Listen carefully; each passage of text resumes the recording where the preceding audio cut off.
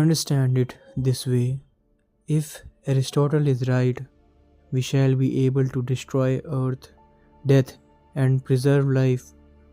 The more we annihilate death, the more of life will be preserved.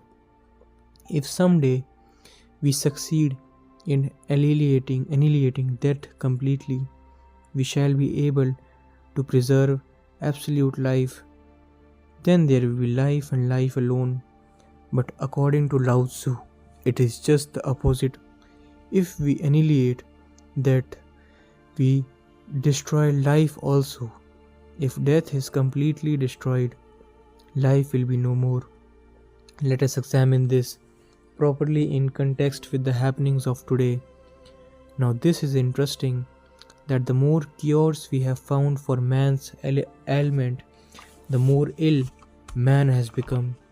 His health has not improved by the advancement of medical sciences. In the times of Lao Tzu, there were not so many cures to fight the diseases as they are today. Even today, the Adivasis in the jungle do not have so medicines to fight diseases, but they are much more healthier than us. The proofs of their health is amazing. It is said that in African jungles there are uncivilized people whose wounds of any type heal within 48 hours without any treatment. An axe falls on the foot, the wound heals up within 48 hours. Scientists says their health is unsurpassed. They are so full of vitality, and this vitality quickly fills up the wound without any treatment, or with such cures as they know. They might tie a leaf on it, which may have no meaning medically. The Adivasi or the African jungle man is surrounded on all sides of disease. By disease, he has no meanings of medicine or medical research, yet his health is extraordinary. Lao Tzu can be correct. He says the more you try to eradicate disease, the more you will destroy health. If the universe stands on duality, if you remove the bricks from one side, the opposite bricks on the other side are bound to fall. Now, the Western scientists have begun to apply their minds to Lao Tzu, for they feel he may be right. There is an ancient story. It is said that an old follower of Lao Tzu, who was 90 years old, was busy pulling water from the well. Together with his young son, Confucius and Lao Tzu were contemporaries. There was so much difference between them as between Aristotle and Lao Tzu. Confucius' way of thinking is Aristotelian. Therefore, the West honored Confucius very much these last 300 years. It is only now that Lao Tzu is rising in their esteem.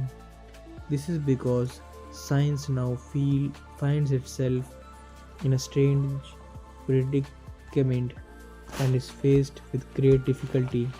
To continue our story, Confucius happened to pass by. He saw the old man and his young son yoked together pulling water from the well. He was filled with compassion. He went up to the old man and said, "Do you not know, you foolish fellow, that now we harness horses or oxen to do this job? Why are you unnecessarily tiring yourself and this young boy?" The old man said, "Hush, pray speak softly, lest my son hears. Come after some time, when my boy goes for lunch." Confucius was perplexed. When the youth left, he asked the old man, "Why would you not let your son hear what I said?" He replied, "I am 90 years old, and yet I have the strength to work side by side with the youth of 30. If I engage horses to pull the water, my son will not have the same strength at 90 that I have now. So I pray to you, do not talk of this before my son. It is a question of his health. We have heard that in towns the horses pull water from the well. We also know that there are machines that do this job as well. But then, what will my son do? What will happen to his health, his constitution? Lao Tzu says, if you wish for rest, go the opposite way. Work hard. This is because rest and work are not opposite but associated. They are co-operators. The more you toil, the deeper you shall sleep. The opposite is also true. The sounder you sleep, the greater will be your ability to work.